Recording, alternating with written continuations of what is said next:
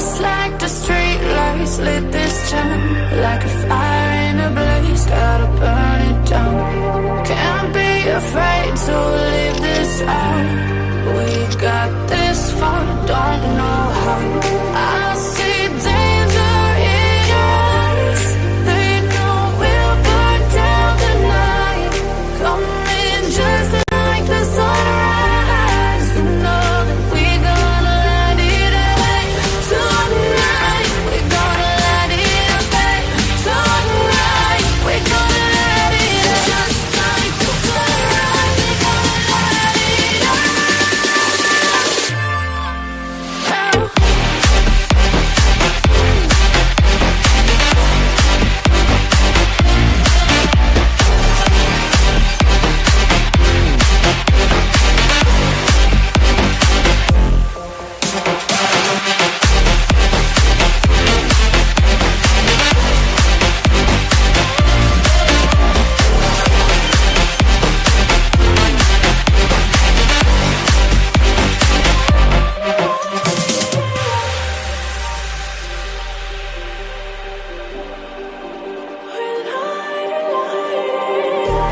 Just like a spark that's breaking out. Can't make a stop, can't turn back now. We know that there's no room for doubt. No, we can't turn back now. I see danger in your eyes. They know we'll burn down the night. Coming just like the sunrise. You know that we're gonna light it up tonight. We're gonna light it up tonight. We're gonna light it up just like the sunrise. We're gonna light it up.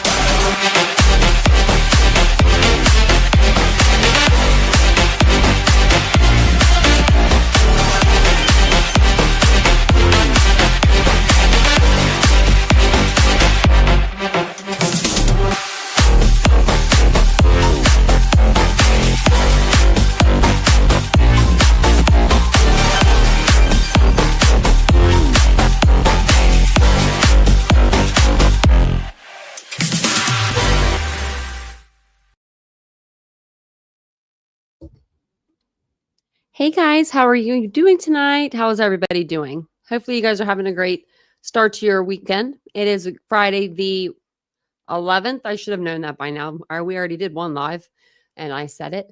But welcome in everybody. It's good to see you guys. It's good to see you. Thank you. Yes, 21,000 subs. We made it. We made it. I was actually I looked and it was 20,999 and I was like, oh, so close, right? And then I forgot about it for a few minutes and then I looked again and it was like 21,000, like 21,006, and I was like, oh, that's good. So thank you to the ones who subscribed today, and the last month or two has been a lot. I mean, we've had an influx in the channel, and I love that for us. So I never thought I would be at 21,000 subscribers when I started this channel. It's not a huge number, but it is to me. It's a pretty big number, actually. A lot of blood, sweat, and tears has gone into this channel. I think that we've done a live every night except for a handful of times, really. I mean, so we've all earned this. It's all of us. So it's a group effort here. So yeah, 21,000 subscribers. Look at that. We're getting close to 25 now. That's what I'll be saying. We told Vincent when I first started my channel and we were at like 5,000 subs, maybe. It was when he got me the sign. And I remember one of the guys in the chat, it might have been Steve, asked if he's listening on replay, he'll laugh. I think it was him. And he's like, when's Vincent going to come on? And Vincent said 100,000 subscribers. And I was like, no. I was like, how about like 25,000? And I remember he said, yeah. He would be like, well, he said maybe or something like that. So You know, you never know. We might get them one here. We might get them one here. Have no fear. Jen is here. We were waiting on you. Thanks, Ladybug. And thanks for being here for me every evening. Every evening you're here. And I saw that you said you come in early to say hi to people. That was nice. So if you're new to the channel, hi, hello, and welcome. My name is Tanya or TitaniumBuilt. Thank you for being here tonight. We are going to talk some Idaho 4 and we're just going to talk Idaho 4. It's just crazy. I was listening in and people are really putting up that article that is bullshit, to say the least, and they are going through it like it is gold. Like Brian Koberger is actually talked to somebody about a deal. No. And people are getting it all wrong anyway. His parents were approached by Peacock when Asa Ellerup was approached by Peacock. They were approached at the same time. And Michael Koberger said no, and it was $1 million. It wasn't in the six figures. It was millions. And the Asa Ellerup, she said, yeah, sure, I'll take the money. So it's so fake. And it's crazy. It's so crazy to me. I don't get it. I don't get it. But whatever, we're here. And we'll talk about something that's actually newsworthy because I've got some stuff to show you guys. But before we do all of that, welcome into the channel. Hi, hello.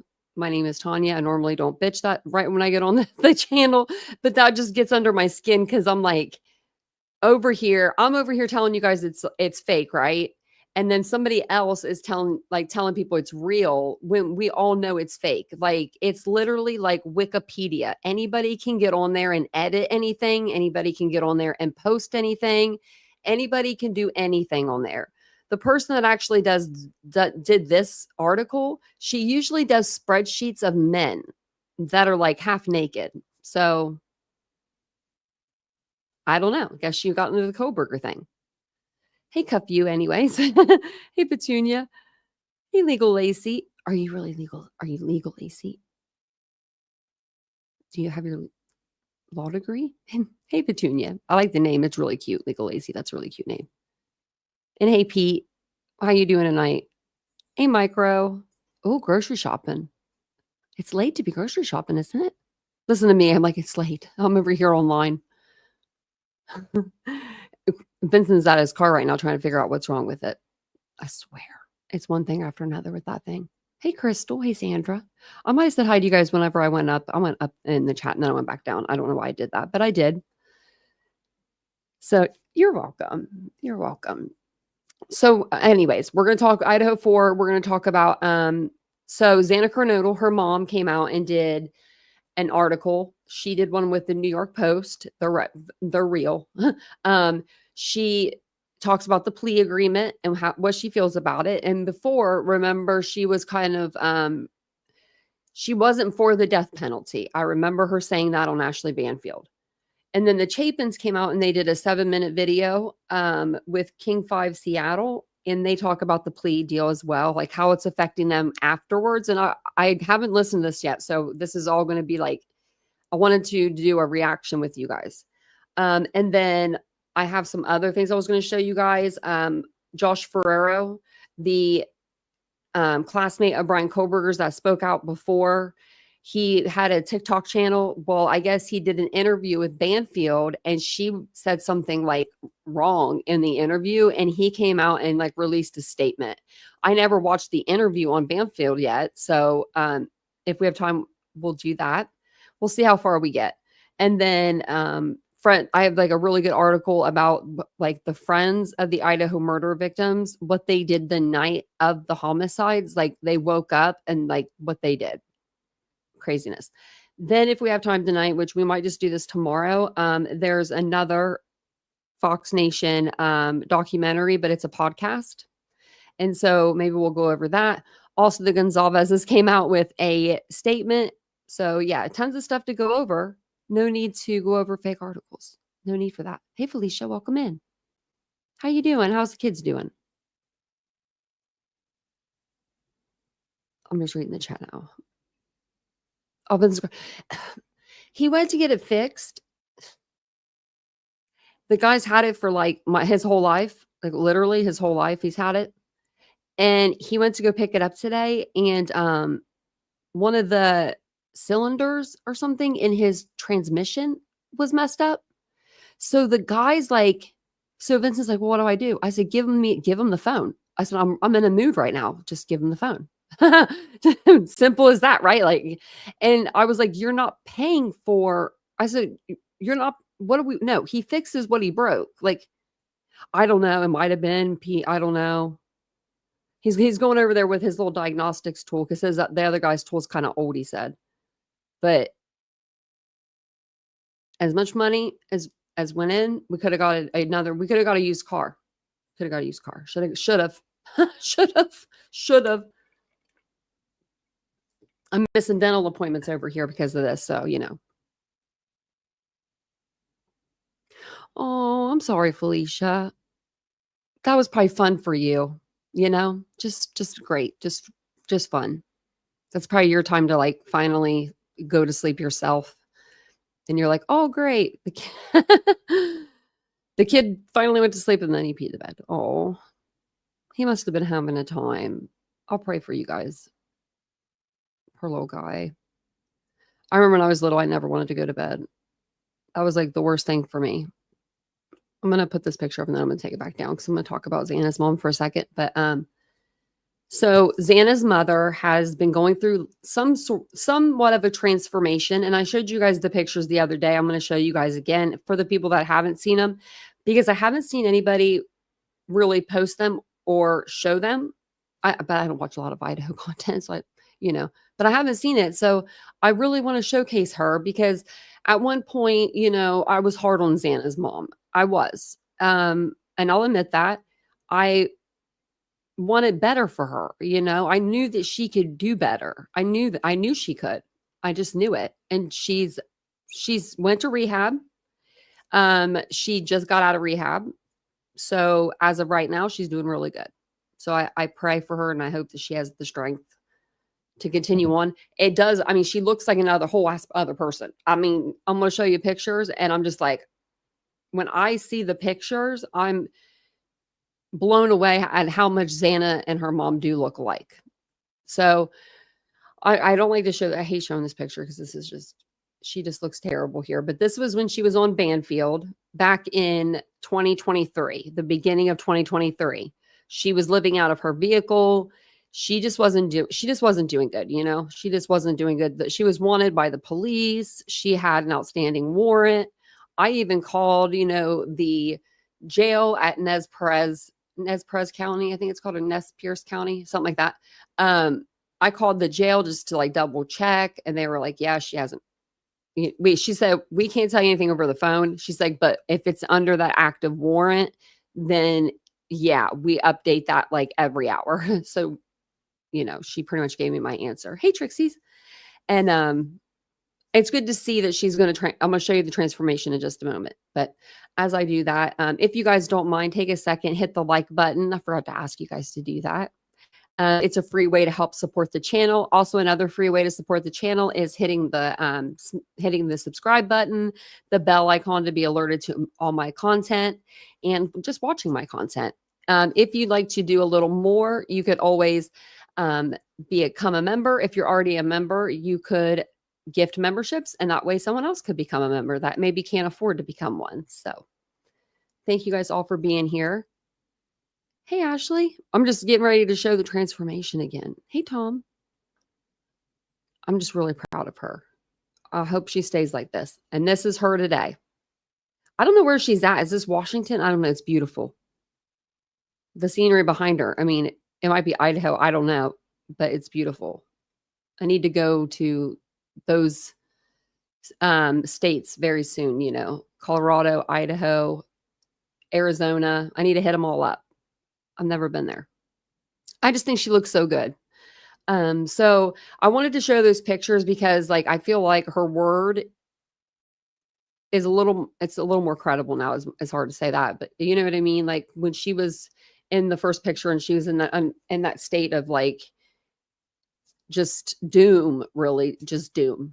It was probably hard for her to think, let alone, speak on her daughter and speak clearly, right? So she did do this article with the New York Post. I think that's what I said, right? The New York Post. Okay. And it says, Idaho murder victim's mom finds unexpected peace in Brian Koberger's controversial plea deal. And like I said before, she was one of the parents that had said on Banfield that she was against the death penalty, that if Brian Koberger was the person who did this, that she would rather him have life in prison than be on death row. And, everybody has their own opinion on the death penalty, right? So the mother of University of Idaho victim, Xana Kernodle, has broken her silence about a plea deal for the killer, Brian Koberger, who pled guilty last week to 4 counts of first-degree murder for killing the 20-year-old, her boyfriend, and 2 other friends in a home invasion attack. At first, I was upset. I felt like I will never get answers now, but now I really see the Lord's hand in it, Kara Northington told Fox News Digital.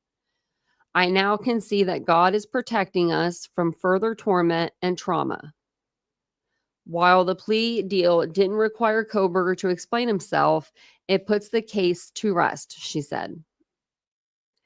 It is truly a blessing, she added. The death penalty would give him the opportunity to appeal and drag this horror story out for the rest of our lives. That is true. Northington said she was on a church retreat with no cell service when the deal became official. Good for her, right? Prosecutors have, not that she was away, but because that's sad that she didn't get to hear about it, but just that she's doing her thing. Prosecutors had approached her a week earlier, she said, but she had not met with them. I am just thankful I had my church family around me to pray for me and that I wasn't back in town, honestly, she said. God has me right where he wanted me to be when I found out the news. Yeah, and that's probably, yeah. And I know what she's saying there. She's saying she's glad she wasn't back in town because the first thing she probably would have wanted to do is go probably score. That's what I'm almost getting from that. Like, because she is an ex-addict and, she's glad that she wasn't she's out of that town. I hope she stays away from that town, whatever she needs to do. When did they write this? July 11th. Why does it say Kernodle's birthday would have been Saturday? I don't know. That's wrong. Okay. Kernodle's birthday would have been Saturday. No, it's the 5th. It's June 5th. Maybe last Saturday. Her father separately told the New York Times he disagreed with the deal because it didn't require the killer to give any answers. So Jeff has said separately that, I think we might have read that. I'm not sure. They sent me to the Statesman or the New York Times. So the other victims were Ethan Chapin, 20, Madison Mogan, 21, and Kaylee Gonzalez, 21. Chapin's family said in a brief statement before the plea hearing that they would attend and support the deal. Leander James, the attorney for Mogan's mother and stepfather, said outside the court that they support the plea agreement 100%. Mogan's father told CBS News he also supported the deal. We can actually put this behind us and not have these future dates and future things that we don't want to have to be at, that we shouldn't have to be at, and that we have to do with this terrible person, he told the network. Man, that makes sense. I mean, that does make sense. It makes a lot of sense if, I wouldn't want to be going through, different, what's it called? Not parole. I guess it'd be parole hearings, wouldn't it? Something like that. I'm sorry. I can't think of the word right now. But you'd have to go back into court and just I don't know. It would be a big thing that you'd have to do. And it would dredge up all those feelings again. But if you're a person that seeks answers and you need answers, or you'll like go crazy like me, I'm one of those people. If I have a question, I need to find the answer for it. Um, or it'll just live rent free in my head. Now, I think that he should have had to have said exactly what happened that night. Exactly. They should have gave him a proffer. That means you can tell anything, anything, anything. Anything you did, even if it's like bad, bad, bad, bad, like the worst of the worst, you will not be charged with anything as long as you don't like lie in your proffer. Just don't lie to the police. Just tell the truth. I don't understand why they didn't do that for like in this case. Do they not have proffers?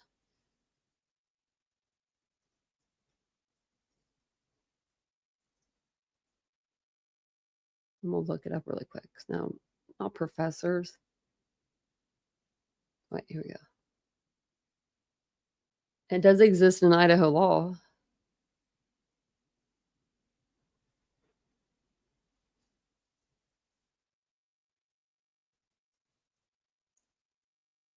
Let's see.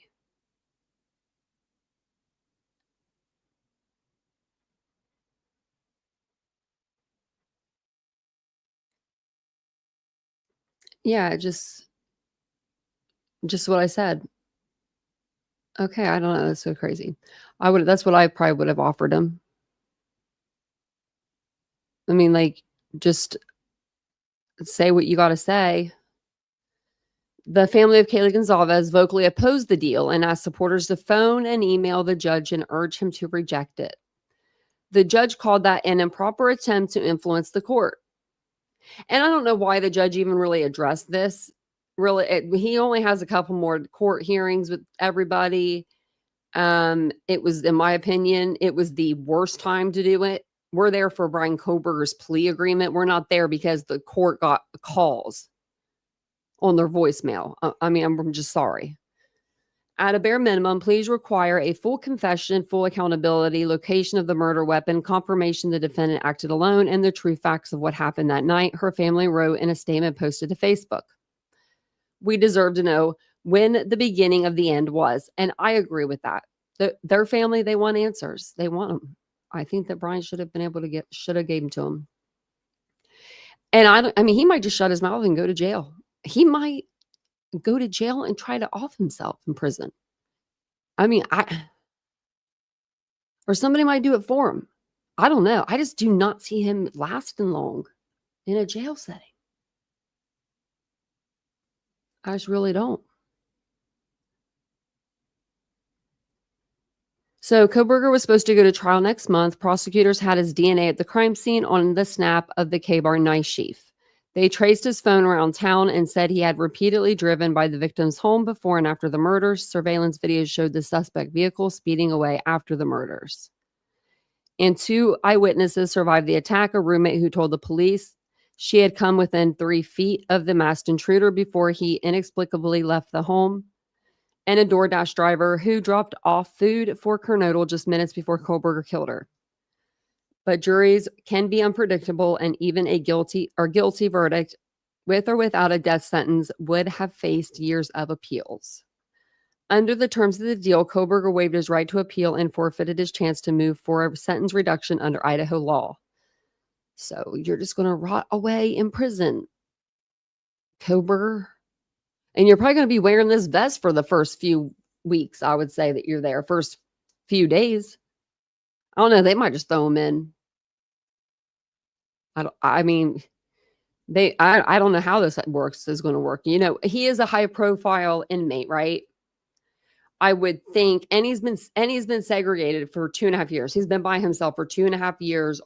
You know, they may have to slowly put him into population because he hasn't been around that many people. And so, I mean, that might be a shock to anybody's system, right? It would be a shock to my system. If somebody were to put me in a jail right now, it's just noise, noise, noise. Just constant noise.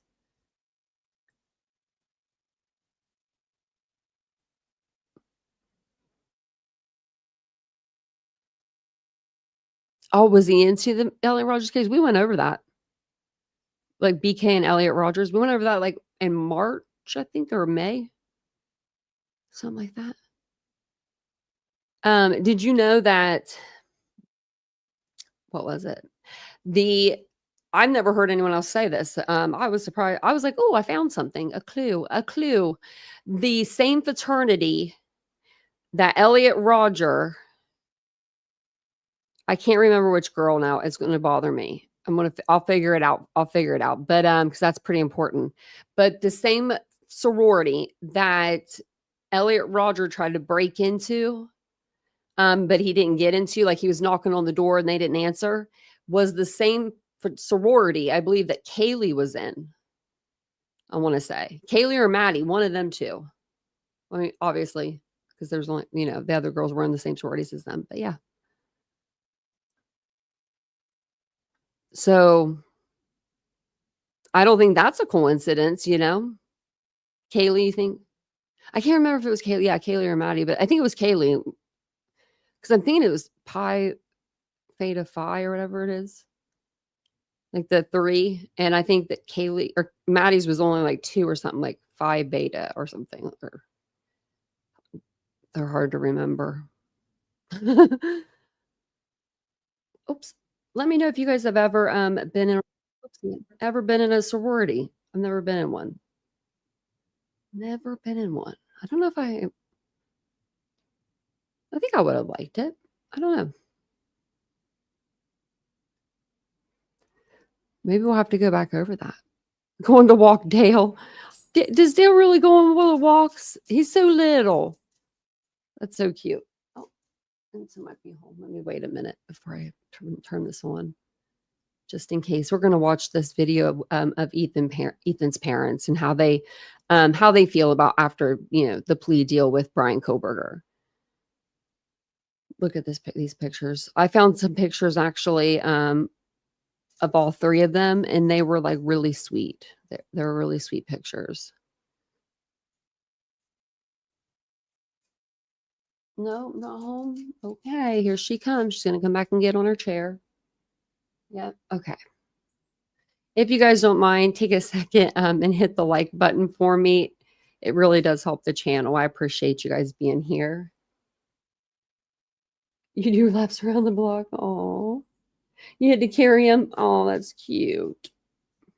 That's cute. I have big dogs, so I don't think I can carry him. It has been 2.5 years, and not a day goes by without the Chapin family thinking about what they have lost. Ethan Chapin was just 20 years old, a triplet from Skagit County. He was among the 4 University of Idaho students stabbed to death in a house off campus.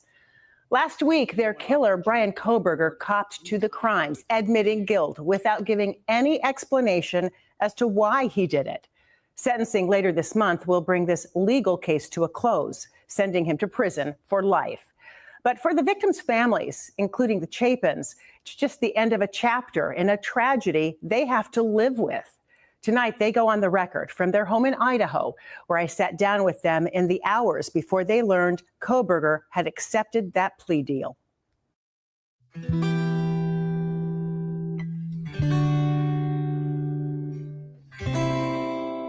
It's Ethan and Hunter and Jim.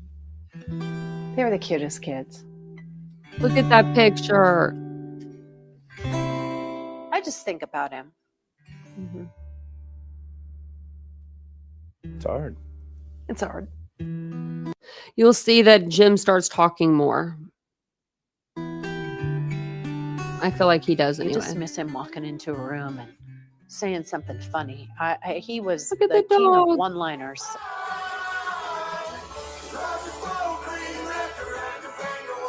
He was so funny. He could just elevate a room. You just miss his presence. I asked you 1.5 years ago, what did you miss most about him? Do you remember what Still you the told same. me? Absolutely. Hugging him in his blue Patagonia coat. Oh my God, right? I'd give anything. I could have told you that. That's the last thing I did. Yeah. It was the last time we saw him. Mm-hmm. It was in the parking lot at the Sigma Chi house. Yeah. I told him, I go. Yeah. I always tell my kids, be safe. Yeah.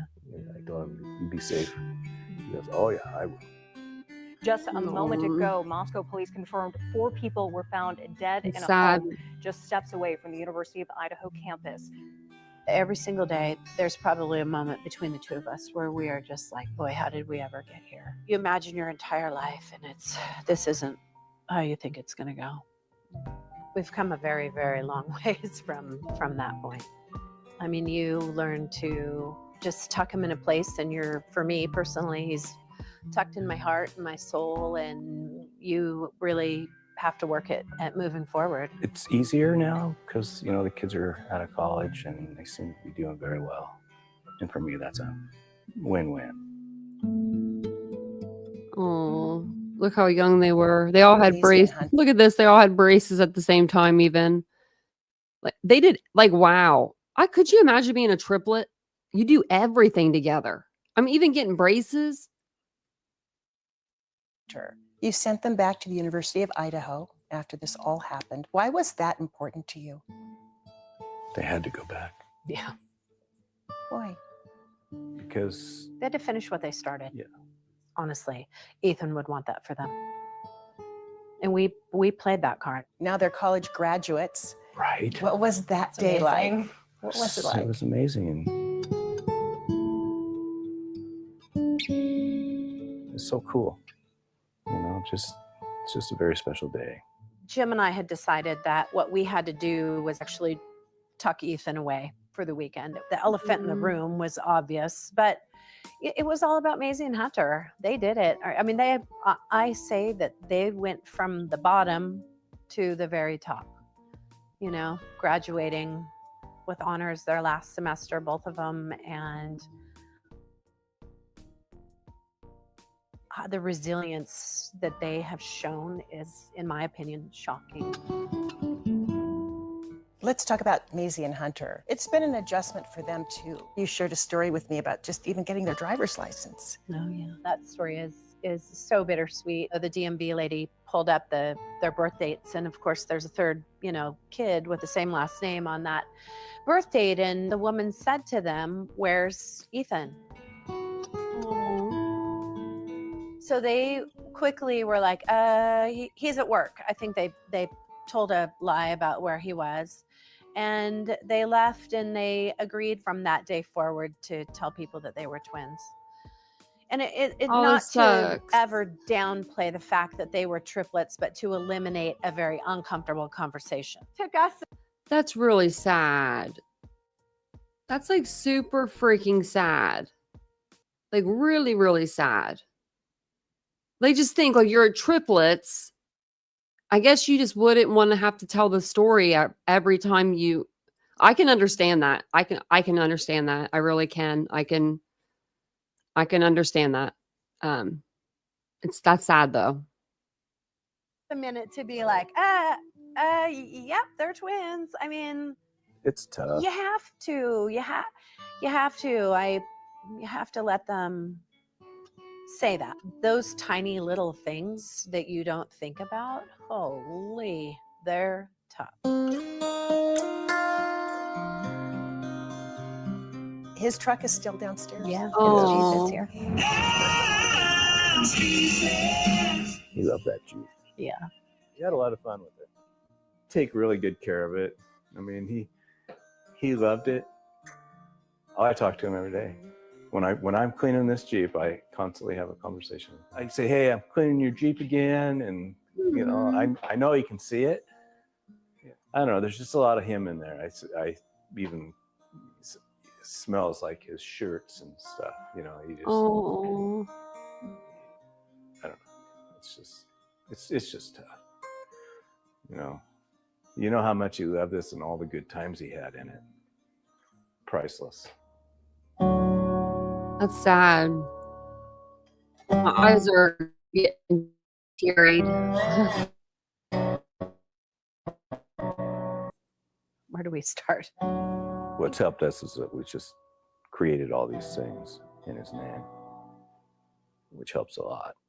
I think it's most important that we're on the same page at the end of the day. The divorce rate of a family that loses a child is one of the highest.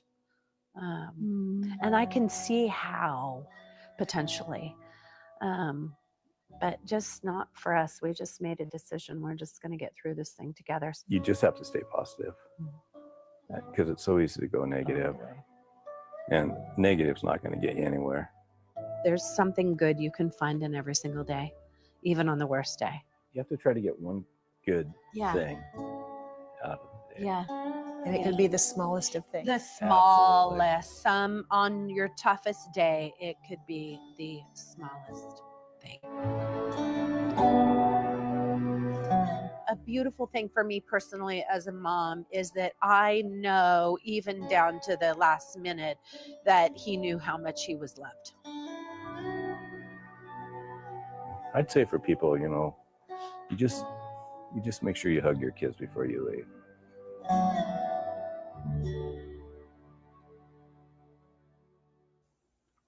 I could say that's one thing about me I did with my mom every time I left, even as a teenager. That got me teary-eyed. But even as a teenager, I would get so mad at her sometimes, like when she told me to wear my jacket or something stupid. I don't know. Wear your jacket. It's cold out.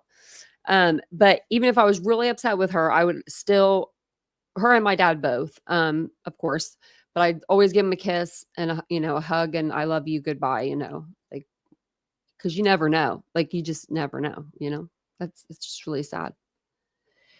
So, I don't know if we should listen. I guess, yeah, let's listen to this interview and then I'm going to tell you what's wrong with it. Because it says that he's been misquoted by the media. So, Josh Ferraro, which is a former classmate with Koberger, he goes on Banfield, and I guess he talks about the possibility of Brian being Papa Roger or whatever. So, then he comes out on Twitter, and he's like, the media misquoted me and all this and that. So I want to see, actually, let's read what he said first. And then we'll do the podcast. That way we can see if she really misquotes him, Let's see. Okay, so this is Josh Ferraro. And it says here that, and hey, princess, I meant to say hey to you. Did anyone else come in? Did I miss anybody? Hey, Mr. Rosebud. Oh, that's sweet, Mr. Rosebud. Oh, that's really sweet. That's what I tell Vincent to keep his BMW. Like, don't ever get rid of it. Like, it's just like, and he's like, I don't need that car. And I'm like, yes, you do. I'm like, you'll need it when you're old and you need something to work on and look at. I was like, that's the car we met in pretty much. Basically. On our first date in that car, So Josh Ferraro says, I'm posting this here to make people aware I have been misquoted by media. I never once said that I had any classes besides biology with Brian. There are media outlets. I'm assuming that he went on News Nation, so I'm assuming there. There are media outlets saying that I said we studied Elliot Rodgers together in class. Yeah, I would have known that was false. False. I made it explicitly clear that I don't remember him in any other class, definitively, sorry, and that I will not comment or commit to saying we had any class but bio together because I truly do not remember. I said that we, as a collective student body in criminal justice, studied Elliot Rodger in Dr. Ramsland's class. Well, if he was in the criminal justice program, you would know that, and he would know that if he studied or not. That makes no sense. It's been years. I can't remember many people who were in my classes, let alone him. Get it right or don't write it. Ooh, he mad. But it says here, okay. It says there's media outlets saying that I said we studied Elliot Rodger together in class. False, right? But then he says, I said that we as a collective student body in criminal justice studied Elliot Rodger and Dr. Ramsland's class. He knows he took Dr. Ramsland's class. I don't get it, but okay. Hey, Mariska. Welcome on in. Hey, Sabri. Yeah. He had some good parents. He has some good parents. Cat K. Hey, Cat K. And it's really like, it's really sad that they want to call themselves twins. I'm going to be thinking about that. I'm going to be thinking about that for a while. I wish we had a triplet in here. We need a triplet. We need a triplet's point of view. I need to see what another triplet would do. Because I would probably want to say that I was a twin too, maybe. I don't know. I'm just trying. I'm relating this to something that's not comparable, but I know when I used to meet people, right? And I don't do this anymore, but it's not really the same at all. But I used to have to tell everybody that I lost my eye, like as soon as I met them. Hello, my name's Tanya. I lost my eye, like, and then go into a full detail account on how I lost it, right? And it's exhausting. Like after you're done, you don't even want to have the actual conversation with the person because you just exhausted yourself. So I can understand that they don't want to have that conversation with people, when they say they're a triplet and they're like, well, where's the third one, and then they have to say, well, he was killed in the Moscow murders. And then people will be like, oh my God, what? Really? And then they'll probably be like, on them, like every question under the sun. Right. So I can understand that. It's just hard to hear that. It's just sad. Right. It's just really sad.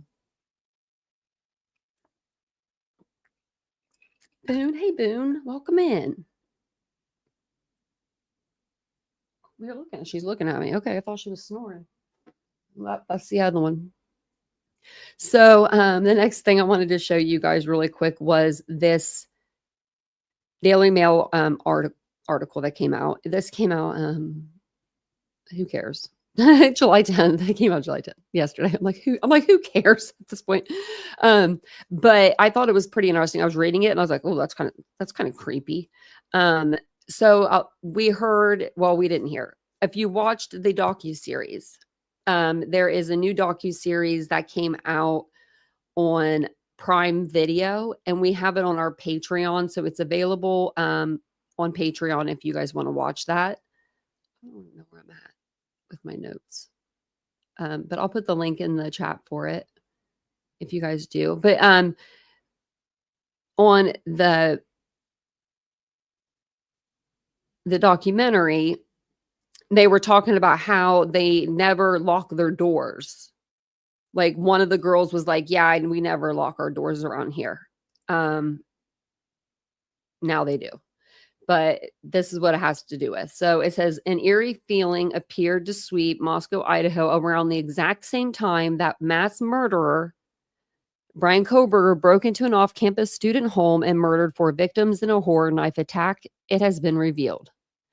Close friends of Madison Mogen, Kaylee Gonzalez, Xana Corneau, and Ethan Chapin have spoken out in Prime Video's upcoming 4-part docuseries, One Night in Idaho, The College Murders, about the chilling intuition to either lock their doors or hurry home in the early hours of November 13th, 2022.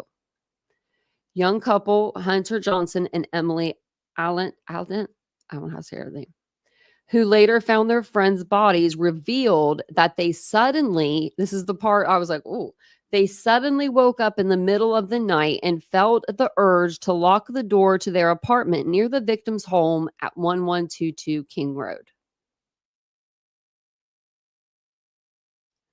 That's eerie.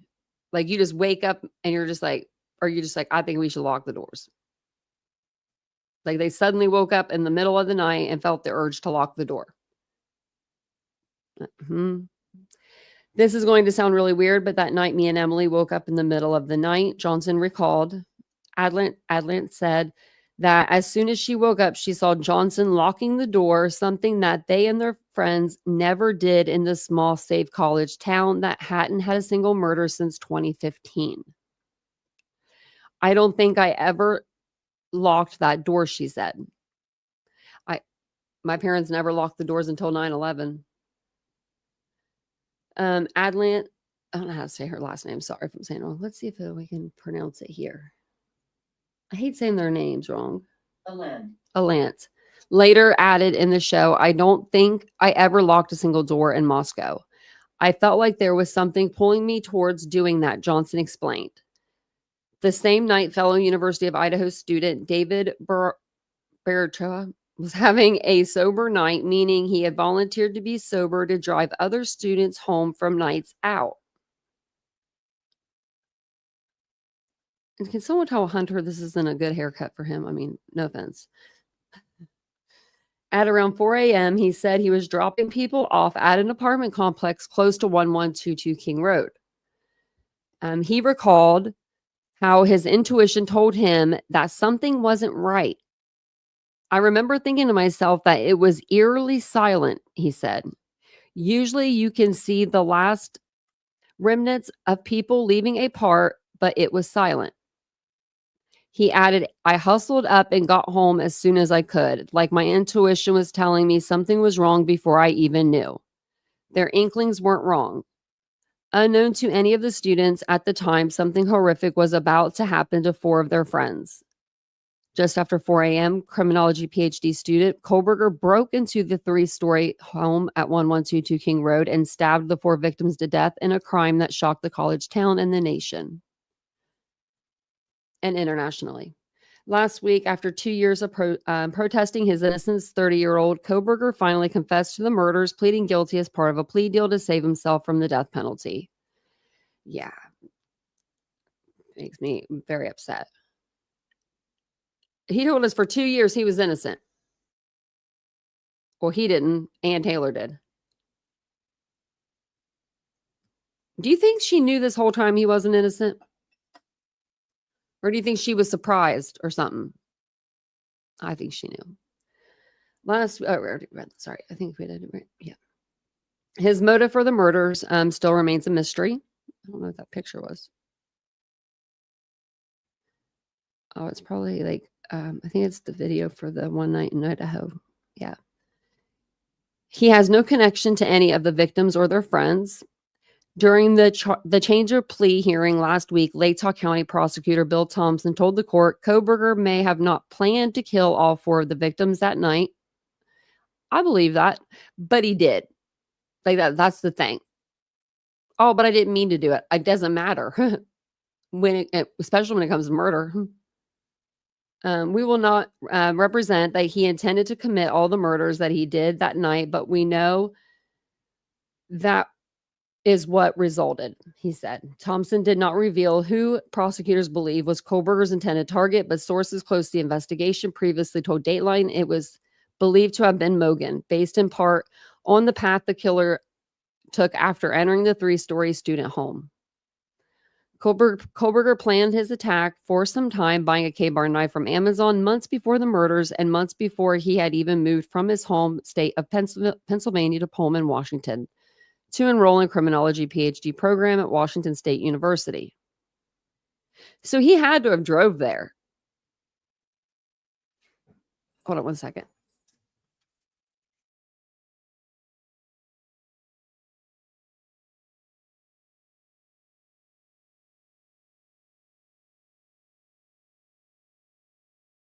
Well, I mean, I guess you don't have to drive. I was just thinking a knife, right?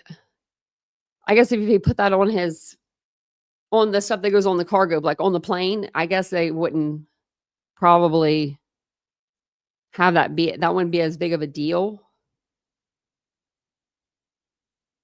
I'm assuming you could take a knife and you don't have to do it. Like, I have to tell anybody. Did you know at TSA right now anymore, you don't even have to take your shoes off anymore? I think that's weird. I think you should have to take your shoes off. I call me weird. I'm just cautious. But at least there won't be a bunch of dirty feet around anymore. Nasty feet. I saw that on the news the other day, so I thought I'd tell you guys. Kohlberger planned his attack for some time. I read this, sorry. On the night of his attack, Thompson said Kohlberger entered the home through the sliding door on the 2nd floor. He went straight up to Mogan's room on the 3rd floor, where he found Mogan and her best friend Gonzalez sleeping in the same bed. He stabbed both of them to death. On his way back downstairs or leaving the property, he encountered Kernodle on the 2nd floor. who was still awake and just received a DoorDash food order. And they would have been able to tell if she ate the food or not. So I'm assuming she did because the bag was in the kitchen, and I think she took the bag out there. He fatally attacked her with the knife, and then he also murdered her boyfriend, Chapin, who was sleeping in her bed. Kohlberger then left through the back sliding door on the second story of the property, passing surviving roommate Dylan Mortensen, who had been awoken by the noise and had peeked around her bedroom door. Mortensen and roommate Bethany Funk, whose bedroom was on the first floor, were the only survivors. I bet Bethany was glad that where her bedroom was. She probably hated that room, being down in the basement, it's just like away from everybody and stuff like that. Like, I don't know. I would have liked it, but she probably was liking it that night. Mortensen and roommate Bethany Funk, whose bedroom was on the first floor, were the only survivors. Terrified after seeing a masked man inside the home, Mortensen and Funk desperately tried to call and text their friends, but got no response. Ultimately, Mortensen ran down to Funk's room in the first floor, where they both stayed until daylight. Around 8 hours later, when they still couldn't get in touch with the four victims, they called their friends Johnson, Alant, and Josie Lauderin over to check the home. In the Prime series, the three, they spoke out for the first time about that harrowing morning, and it's really sad. Alan revealed that they hadn't thought much of it when Mortensen. Oh yeah, that's what I wanted to tell you. Okay, so Dylan, I meant to tell you that earlier today. In the docuseries, you'll watch it. Dylan was known to call people over and have them check the house for her because she thought there would be somebody in there. So she must have had some sort of anxiety or some sort of something, you know what I mean? But they said that they're like, we went over before and there was a pan laying on the ground. It was just a pan had fell and she was scared of that. So it makes more sense to me why she would call them over. So, but it says that she hadn't thought much of when Mortensen had called asking them to come over, saying something weird happened last night. She recalled even making a joke about bringing pepper spray. Mortensen has called us before and been like, I'm scared. Can you call your boyfriend over? It's been nothing. But when they got to the house, they saw Mortensen and Funk had exited the house and were standing looking scared with their hands over their mouths. As soon as I stepped in the house, I knew something was not right. Like you could almost feel it. Like you could feel it almost. Sorry. Johnson went up the stairs from the front door to the second floor and discovered the bodies of his best friend Chapin and Kernodle. He ushered the others out of the home and told them to call 911. He saved us all from a lot of trauma by not letting us know anything, Alant said.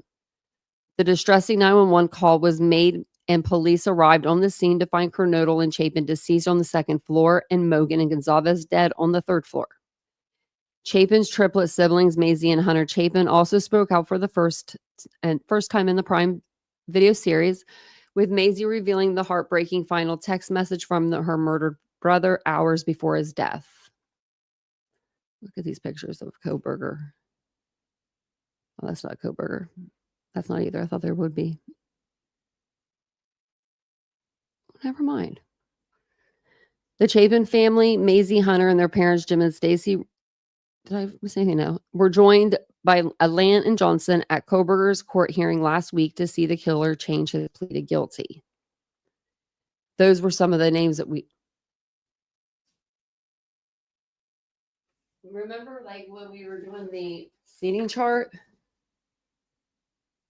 Are they on there?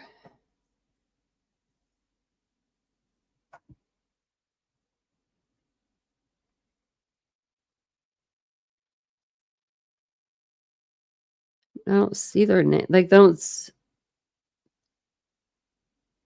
see their names on here. That's weird. They had to be on there, though. They had to, So this marked the first time the family attended one of Kohlberger's court appearances as they made a show of support for the plea deal. Under the terms of the plea deal, which has divided opinion among the family, the victims' families, Kohlberger will be sentenced to life without the possibility of parole and will also never have a chance to appeal his conviction or sentence. He will be sentenced at a hearing on July 23rd. And we will, of course, be streaming that because we stream all the hearings. That's what we do here on the channel. And we read all the documents. That's what we do. So looking forward to that. Also on the 17th, they're going to have a closed Zoom meeting about the non-dissemination order. And they're going to either, go ahead and give it to us then, or they may wait until after sentencing on the 23rd. Either way, I don't care, just as long as we get it. Give me the 61 or 64, whatever it was, terabytes. Give it all to me, right? And then we'll look at it. I'll put it in a nice little bow for you. And I forgot to go backwards. I went forwards. So I read this post about Josh Ferraro, and then I forgot to show you the video. So let's go back and watch the video. The post was this post right here. So he was misquoted by saying that he was in a class with Brian Koberger that studied Elliot Rodger. But technically, they both were in the same year, and they both were taught under Dr. Ramsland. So more than likely, he was in the class with them. I don't know. But I got this off Matt Black's Incorporates post page, Twitter. So I'm going to put his Twitter in the chat. If you, this person is a good person to follow for stuff. So let's listen to Ashley Banfield and see if she messed up something. Rodger, at length, while he was a criminology student at DeSales University in Pennsylvania. And I know this because his classmate, Josh Ferraro, was there studying right alongside him. They took the same forensic psychology courses together. Right there, it was right in the beginning. Ashley Banfield, right in the beginning. She said they were at DeSales together, which they were technically. I mean, they were in a class together because they did the project together. If he says that he was in Dr. Ramsland's class, maybe Brian Koberger was in the same class, but a different time. You know what I mean? So maybe she misspoke. I'm going to take it back so you guys can hear it. So basically what Josh is saying is that he's saying, I never said that I had any classes besides biology with Brian. So they were in biology together. The media outlets are saying that we studied Elliot Rodger together in class. And he says that's false. As it turns out, Brian Koberger studied the manifesto of Elliot Rodger at length while he was a criminology student at DeSales University in Pennsylvania. And I know this because his classmate, Josh Ferraro, was there studying right alongside him. He was studying biology.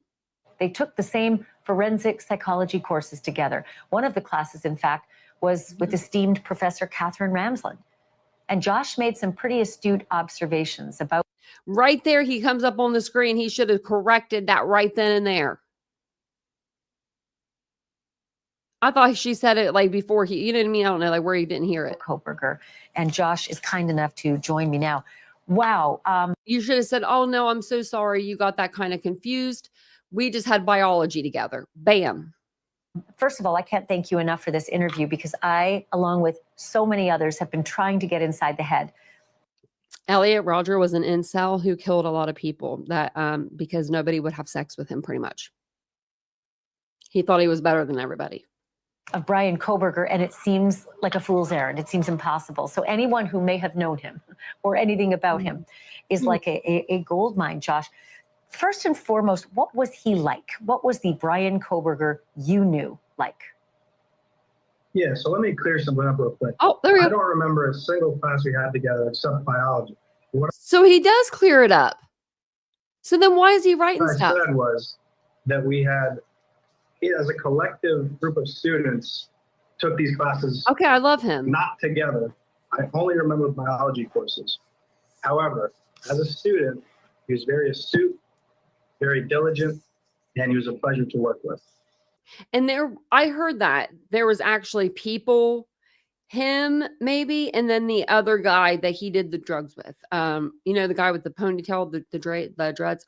I need to check my Facebook. Speaking of which, I wrote with him. I can't think of his name right now. But those two people, they said that they wanted to come out and talk good about Brian. And I guess like every interview that they did, they only did a couple or one. People like the the person that was interviewing them was like trying to like steer them to talk bad about Brian, and they really didn't want to. And so, you know, I mean, this guy's one of them, and that's perfectly fine. You know, he knew Brian at a time in his life when he was this person, you know, like he was in that era of his life.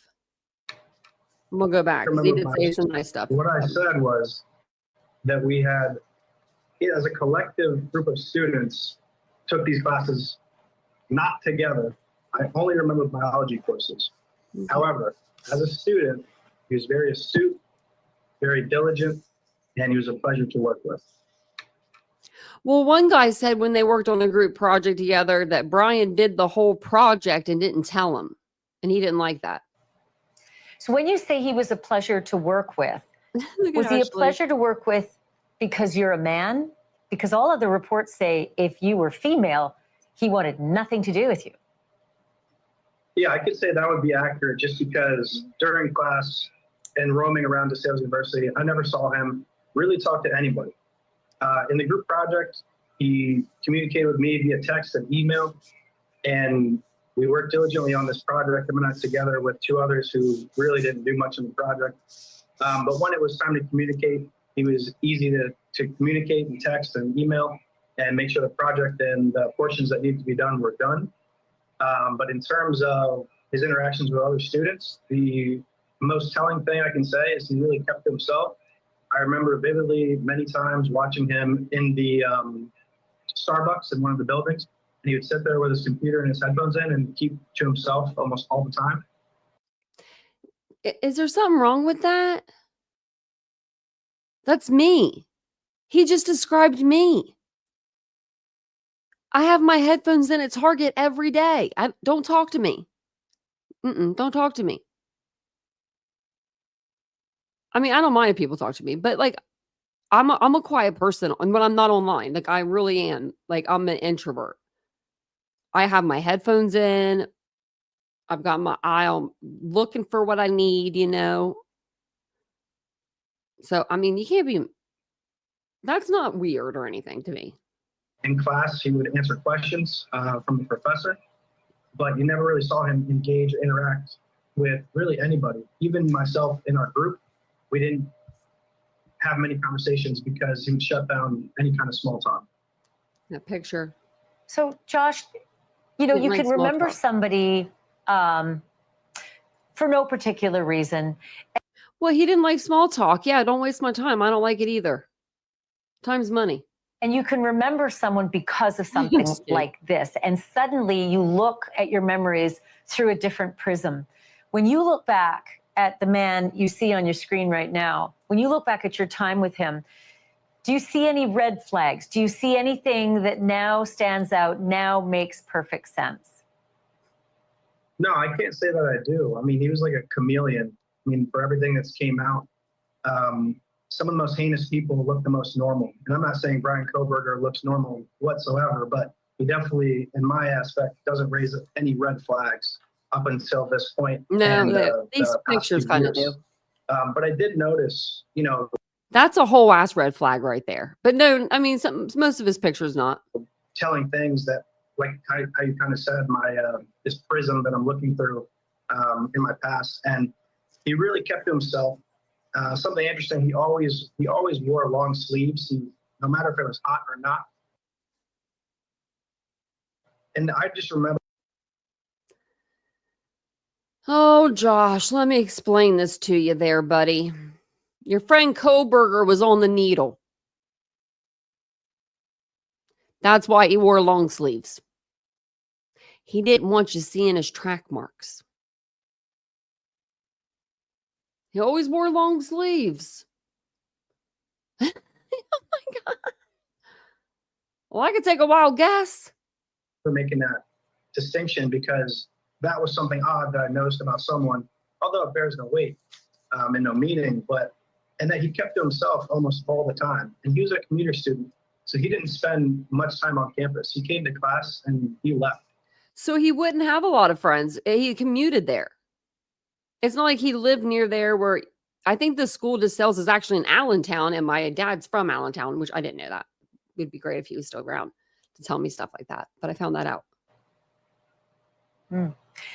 If you look back now, do you recognize anything in the patterns of the killings that he has now confessed to? Even though I understand, Josh, we don't have all the details, we have a fairly good idea of what he did to carry out these heinous acts.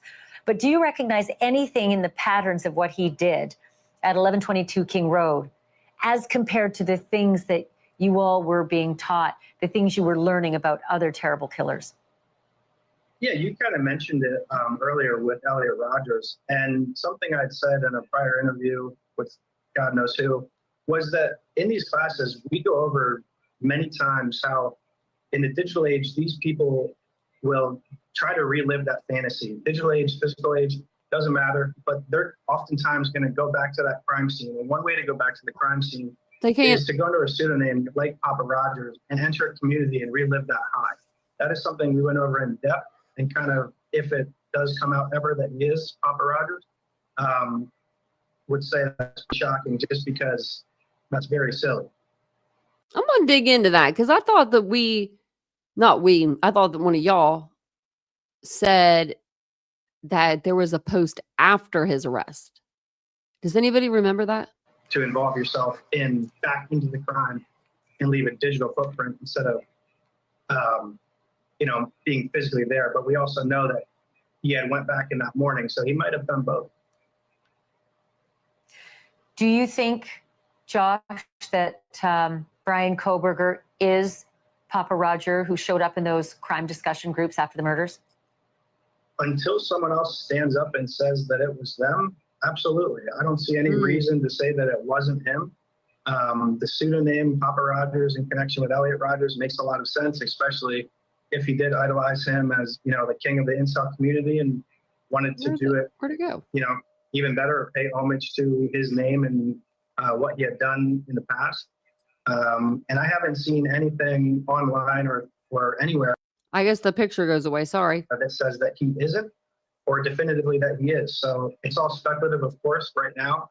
But it would not surprise me in the slightest if, to relive that high, he entered that community just to feel everything that he felt that night. Ashley couldn't wait to leave. Pretty uncanny, the profile picture and the icon picture in the Papa Roger. Right? I mean, when I first saw it, I thought, well, that's a dead ringer right there, and what a stupid mistake. But then again, Bryan Kohberger made a lot of stupid mistakes if he thought he was so smart at committing the perfect crime. One last quick question for you, Josh. As a student of criminology, do you think you'll ever reach out to Bryan Kohberger to try to ask him questions or learn more about why he did what he did? Would I? You should. Yeah. No, that's not my place. I mean, that you leave that to Dr. Ramsland and the professionals. I run a swim school now. I have nothing to do with criminal justice anymore. I'm very happy where I'm at. Although if given the opportunity to speak to him and just ask him why, I think anybody would take that opportunity. So I guess I would say yes on that. And there better to be other people in the room because, I feel for the victims and their families, and what he did, what he admitted to, now we can finally say, is atrocious and awful. And yeah, everybody wants to ask him why, so I can't deny that I would ask him if given the opportunity, but we'll leave that to the professionals. I said it was one last question. I lied. I have one more, and I'm sorry. I'm going to ask you anyway. Josh, he gave a plea. He confessed. There was no trial. There will be no death penalty. What are your thoughts about that? Yeah, I wrote a paper about the death penalty in college. I'm for the death penalty, an eye for an eye. He took 4 lives and got to keep his. I think that's the most unjust, unfair thing. And as America, we should be able to speak out about these things and make sure that people like this, get their just desserts. And he definitely is living a cushy life for the rest of his life. I like this guy. He should be, I feel like this, he get out of the swim school and go back into criminal justice. We need people like you. He literally is not, he's very non-biased. Like he's saying on one hand, like Bryan was, a good guy, but he pled guilty to these murders now. Like, you know, like I knew him before. He pled guilty to these murders. He's a piece of shit, pretty much, you know, like that's crazy. I'm a prior corrections officer. Non-biased. Jail is not that hard. You're away from your family. You have tablets. You have TVs.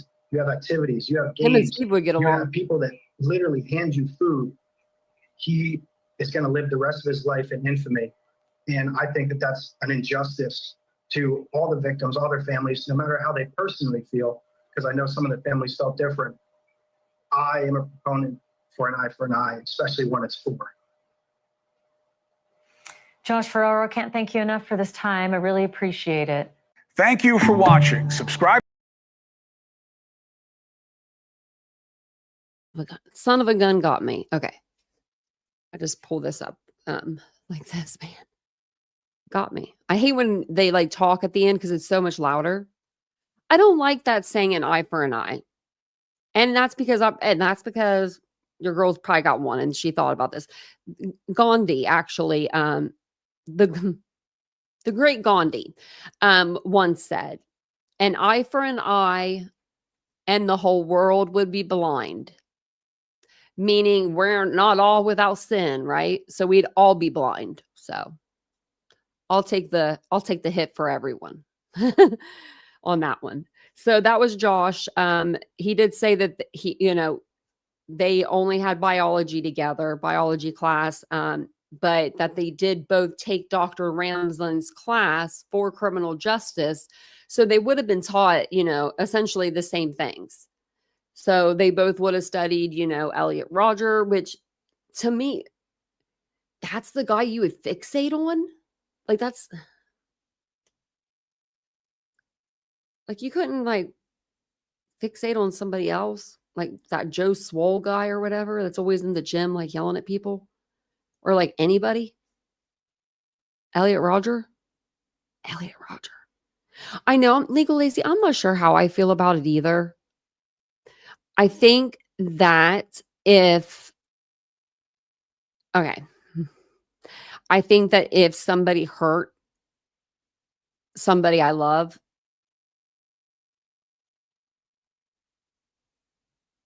I would want the harshest punishment possible for that person, right? I would. So I probably would say that I'm more for it than against it. Just think if that was your family. I don't know. I couldn't imagine going through that, like having to make that decision, or if the victims' families don't really get that decision to make, but they are usually asked. In this case, they weren't. That no one was asked anything in this case. I could take the house being torn down, right? I was like, yeah, the house needed to be torn down. Like I was behind it. I was just like, they can't go in there as a jury anyway and look at it as a crime scene. But now that we're here in this spot where they tore the house down, they didn't even the victims' families knew they were tearing the house down, but they never told them the time. They told them they were going to start tearing it down at like 7 a.m. And they started at like 6:45. So by the time that some of the family members sat down to like watch this demolition, it was already halfway done. Like, oh, okay, well, that's cool. Thanks. Appreciate you, their kids' belongings. They had to go into a warehouse and wear helmets with a light on it because there was no electricity in the warehouse that they had their children's belongings in for months before they could even go and get them. Months and months and months and months and months. Their stuff was scattered and it was mixed in. So Xana's stuff was with Maddie. Maddie's stuff was with Kaylee's. No, if you didn't know that it was your child's things, you wouldn't know. And a lot of parents don't know at that age what their child has in their room at college, right? It's just crazy. They had to have lights on a helmet and look like this and be like, yep, this one was Kaylee's. Yep, I think this was Kaylee's. Like, I'd be mortified. And then they talk about continuances and continuances and they have continuances and continuances and continuances. They have this alibi defense that Brian comes out with. The first alibi defense was, Well, he was driving around. The next one was, well, he was out stargazing. No, if you're going to give an alibi defense, you have to give an eyewitness that puts you at a certain spot at a certain time. That's how the alibi defense works in Idaho. I should be a lawyer in Idaho. Move over, Ann Taylor. Coming to take your crown, baby girl. And then they have a plea deal, right? So on Friday, they get this, it gets told to them, but it's like real fast and skimmed over. Like, you know, we're going to have a plea deal, but we, you know, blah, blah, blah. How's your day? Like, you know what I mean? It was like skimmed over. It wasn't talked about in depth. It wasn't even talked about a little bit. So the families walked out of there. They didn't know, or they're the Zoom. They might've got off the Zoom and was like, what was that about a plea? What were they talking about? But they didn't sit them down like human beings that they are in a room and look in their eyes and say, this is what we're doing. They didn't do that. They were too scared to do that. So then they do a plea deal. After 2.5 years, no preliminary hearings, continuances, crappy alibis, alternate perpetrators. Don't even try it, Ann Taylor. And too much discovery. And we got a plea deal. What did we get in our plea deal? Let me tell you. It's a prize that you won tonight. In the plea deal, Brian Kohberger just had to say that he was guilty of killing Madison Mogan, Xana Kernodle, Kaylee Gonzalez, and Ethan Chapin on November 13th, 2022. And that he also stepped foot in their house by burglary to commit the crime of murder. That's it. That's all. He didn't sign a written confession. A lot of people are saying that he signed a written confession. That was a document that was printed up by the courts, and then he signed his name. That's all that was. That's all. Nothing more, nothing less. Nothing more, nothing less. Crazy to me, you know? Then, yeah, well, then the Dateline evidence stuff. So what's going on with that? Are we just going to not talk about that anymore because he did a plea? Because I want to know who leaked. We had a leaker in the Delphi case. Well, a few times. That was a horrific case. Yeah, Diane, that plea deal was outrageous. That was just if I was a family member, I don't know, I would have done something. So that Steve standing outside and being by himself is probably the best thing that he could have done. And I probably would have been standing by him too if one of my family members was up there or, you know, had been killed by Brian Kohberger. I would have been downstairs with him on the court steps because I got a mouth. I got a mouth and I can just see my hands going. Oh, you didn't see the Dateline episode, Legal Lacy. It's really good. I wish I could have streamed it on my channel, but I can't. But it's out there on YouTube. Let me see if I can find you the link really quick. Because I'm pretty sure it's on YouTube, right? Idaho Dateline. Full episode. Let's do that. All right, here, maybe. No, that's the old one.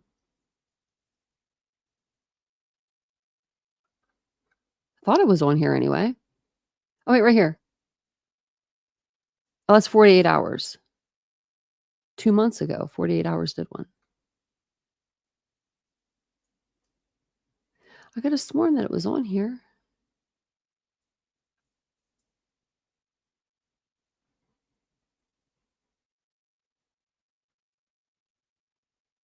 Still looking. Does anybody know where? Do you guys know where the Dateline episode is? Thanks, Villanova Law. I appreciate that. Yeah, Jenna, he didn't need to be in there. You right? I mean, I keep it, you know, PG-13 on the channel, but if I would hate to see if someone like did something, like if someone even talked bad about Vincent, just don't even do that. Just don't even go there. Everyone knows that's my kryptonite. It's my kryptonite. I'll admit it before anybody else can get to me. Oh, thanks, Pet Mama, too, for becoming a member at Titan Tier 1. Thank you. I appreciate that. My cheeks are like on fire tonight. They are legal lacy. They done cut my stream one time, I think. Or was it? I don't think they cut it. I feel like they did one of those, like 48 hours, 2020. One of them, I don't think it's on YouTube yet either. I was just looking for it. Trying to think. I bet you could find a free trial. Peacock. Wouldn't it be under Peacock at NBC? Maybe Peacock.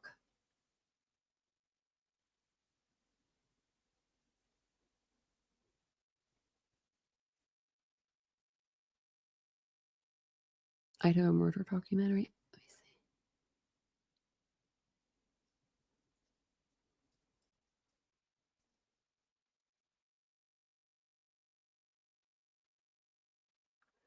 Of course, it doesn't come up for me.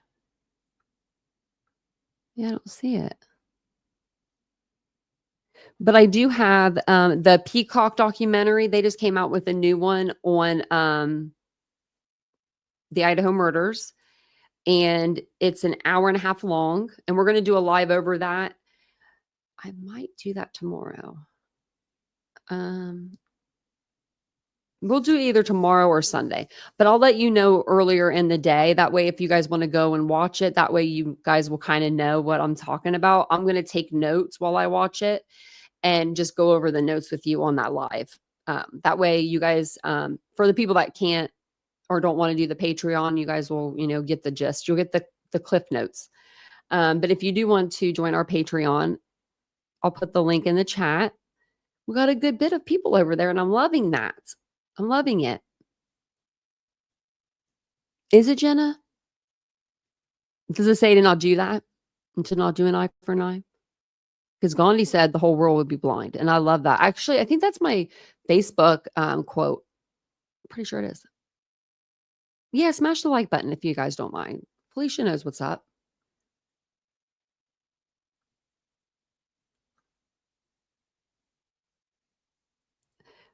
Just last night, you had 3 murders, Mr. Rosebud? You need to move away from wherever you're living. You want to come over here to Ohio? We're pretty chill. We're pretty chill in Ohio. So for the most part, we're those people, when you pull up at the stop sign and there's a 4-way and you go like this, you go, no, you go, no, you go. You'll have a fight doing that. That's Ohio. We open the door for people that are a mile away from us. Vincent used to ask me all the time, why do you open the door? Well, they're all the way. They're just getting out of their car. Well, that's how we do it around here. We hold the door open for people. We love people. I don't know. I didn't stab our manager at McDonald's. No. Creepy Nikki, what is wrong with people? I've had some jobs, though, where I've wanted to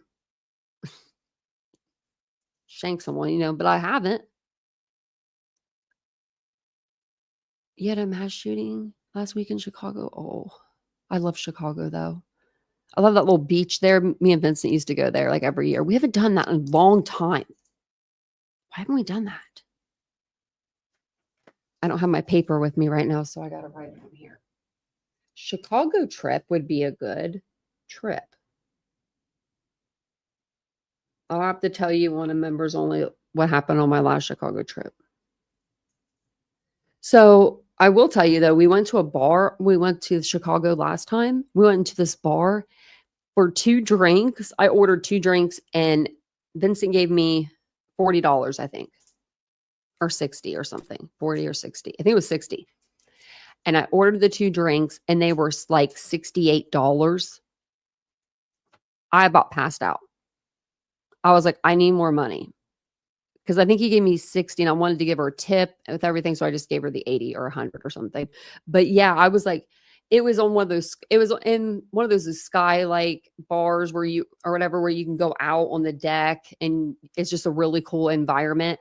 It's like this big, the DJ's in there and you're just like shuffling through to people. There was 2 guys that started fighting. I gave my drink to Vincent and I handled it. I said, you 2. Like people were, the 2 guys were like, they stopped fighting. They stopped fighting. Then we left. And Vincent almost, yeah, someone almost wanted to stab Vincent because I told the guy I didn't believe he would do it. And then I stepped between the guy and Vincent, like, what am I going to do, right? But I was like, I'd rather get stabbed than Vincent. Don't ever tell somebody that you don't think they'll do something in Chicago, because then people will do it. They'll do it in a heartbeat. They won't even think twice.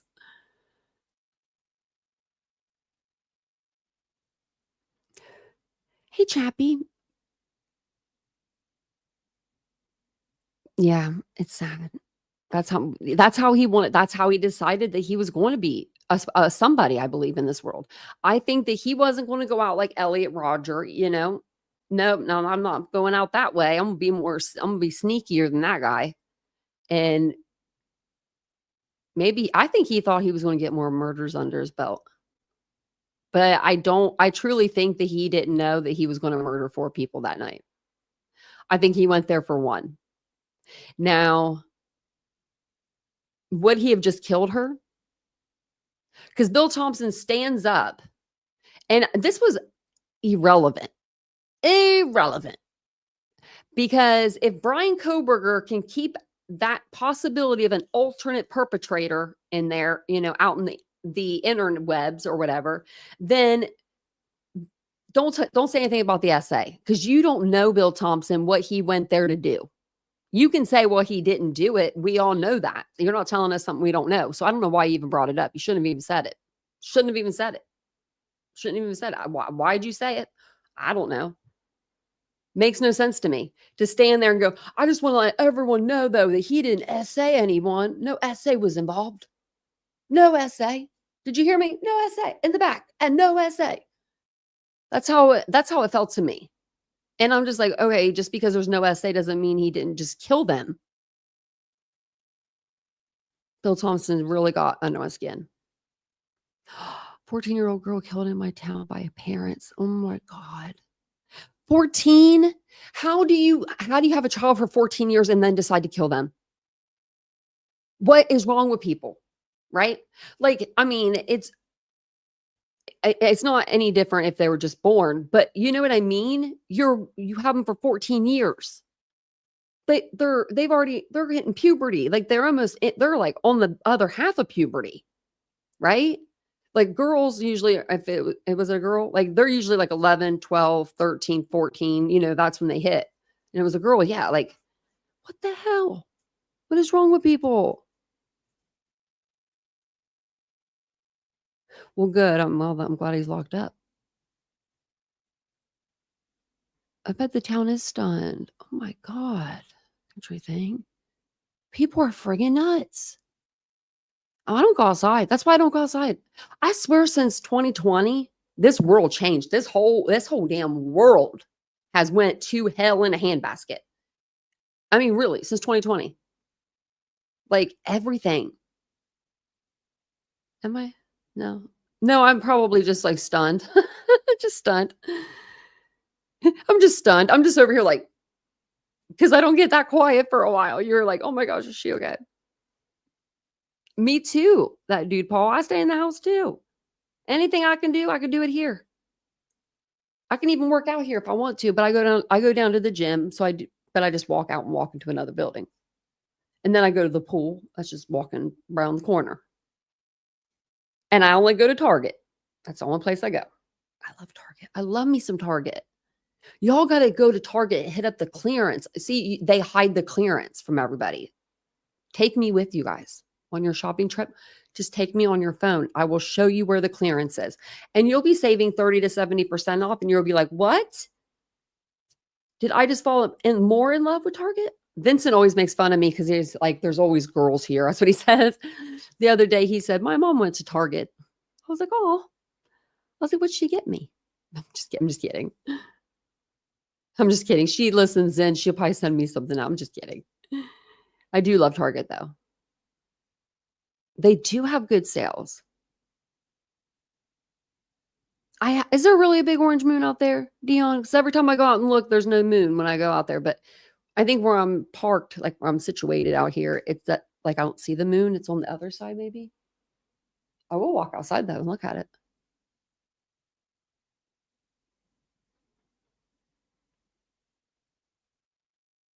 I would like to collaborate.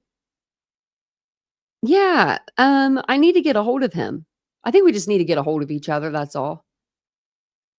I wanna know which glasses he has too. I know they're Ray-Bans. I wanna know which ones because he wears his all the time and he can see, like, he can do his show. But if I do it with my sunglasses, which they're super dark, like way darker than his, um, I couldn't see nothing the other day when I tried it. I wanted to be cool and wear my sunglasses like everyone else. Pet mama, she said, I don't have kids, but I feel that a lot of people who become parents are not emotionally or mentally prepared or mature enough to handle the responsibility or degree of sacrifice required. Yes. I agree with that completely. I think that there should be, and I think parents would like this, even they would like this and they wouldn't in a way. But I think there should be more parenting classes before someone takes a baby home from the hospital. They used to keep you in the hospital like 3 days, then it went to 2 days. Now they're kicking you out. Like you're barely done giving labor, you're done with labor, but you're barely, just had the baby. And they're like, are you ready to go? Do you have a name picked out yet? Are you ready? Or can we get this room clean?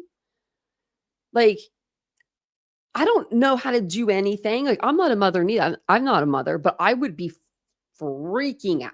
Like, my sister-in-law would never leave me. Actually, Japanese culture, Asian culture, the mother comes and lives with the daughter-in-law and the son and her son for a year, for the first year, and they take care of the household, I believe, so that the mom can take care of the baby, or vice versa. I can't. I'll do the baby stuff. Right, Purple Daisy. We did. We had it. We had the baby. We had the crying baby. Did you guys have that baby? At like 7th or 8th grade, that freaking traumatized me. That traumatized me. They put a key on your wrist that you cannot take off. It's like one of those concert bands, but you can't. If you take it off, you automatically get an F. Like you fail the class. So they give you this key and they send you home with this little baby that cries at different times. You don't know when the baby's going to cry. You have no damn clue when it's going to cry. And they do it for a weekend. They send you home with this thing for a weekend, for a whole weekend. And then they know by the baby when it cried, how long it cried, and that's how much your grade is taken off. I got a 96 on that thing. I'm so surprised. My dad was like ready to throw that thing out the damn window. In the middle of the night, it was crying. And I was like, I don't want to get up. My dad's like, give me the key. So grabbing my arm. I remember that stuff. But I got a 96 on mine. I was so mad too. I was like, she got 100 because my baby cried like 2 minutes twice or something like that. And I didn't take care of it. But I mean, heck, for being in 7th or 8th grade, that's pretty good. I was a pretty good mom. No one else had to do that. You had to do that too, Ashley? And a drug addicted baby. I don't mean to laugh at that, but that's funny, kind of. Oh my gosh, they never gave us a drug addicted baby. That's kind of funny. It's not funny that there's babies out there that are addicted to drugs, but I can only imagine how many times that one would cry, My mom thought it was funny as hell. My dad hated it. He's like, I gotta go to work in the morning. What is that thing? And then you're trying to go in and hang out with your friends. Anybody got a stroller?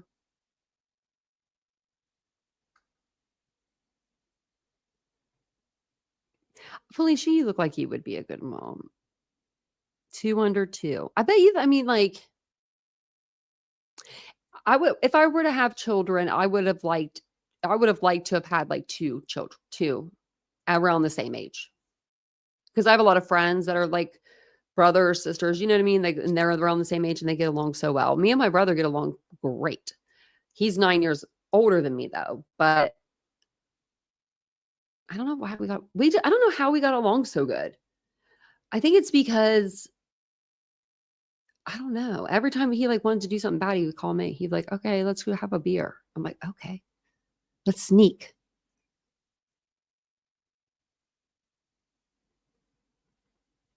Oh, Felicia, it's probably because it's your little girl. You know what I mean? You're probably like, he's okay. He's strong. Boy nature. I mean, not like all boys are that strong, but you know what I mean? Can't say anything anymore without people saying something.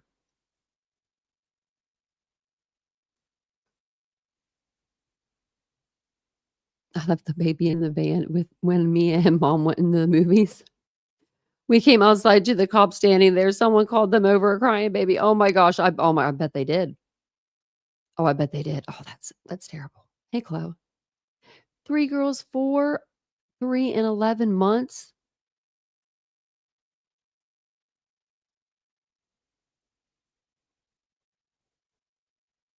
You okay, Chloe? If you ever need anything, just tap in. Just tap one of us in. Oh my goodness. Pete. He's like the baby talk. For a week, Rita? Well, like at least they're still doing it. They don't have home economics classes anymore. I don't understand it. We had to do a stupid pillow. My pillow looked ridiculous. I'm not a sewer. We had to do cooking. I did almost blow up the building. But yeah, I learned a lot in that home ec class. And you got 1 1/4 credit. Sign me up. 4 years I did that. Oh, legal Lacey, college age. I miss that age. That's probably my best times. 20 to 22 till June of 2022. Good times. I had good times after that, but you know what I mean. Oh, my niece is getting ready to have a baby. She's having a little boy, and I'm excited. I'm so excited. I'm going to be a great aunt again. So I loved home ec too. Shoot. It was so easy to do when you got one, like I said, 1 1/4 credit. I mean, other than me blowing up the place and stuff like that. I had to evacuate the school a few times. A bag of flowers, your baby? Oh, well, Jenny, you got lucky. Ours made noises, and you had to put the key in it and turn it and sit there while the baby's still crying and rocking it and like the whole thing. It was crazy. But thank you guys for being here tonight. I appreciate it. Thank you, Pet Mama, too, for becoming a new member of the channel. I do appreciate that as well. I'll be back on tomorrow evening around 9:15 p.m. Eastern Standard Time. I was thinking about it. My dogs are out at the door, so I'm going to go ahead and get off here and go spend some time with them. And I will see you guys and Vincent if he's awake. He should be. Hopefully. I hope he is. The lights are on, so he is. He's awake. He's awake. So, okay, I will see you guys all tomorrow. I'm going to go spend some time with all of the family. Bye, guys.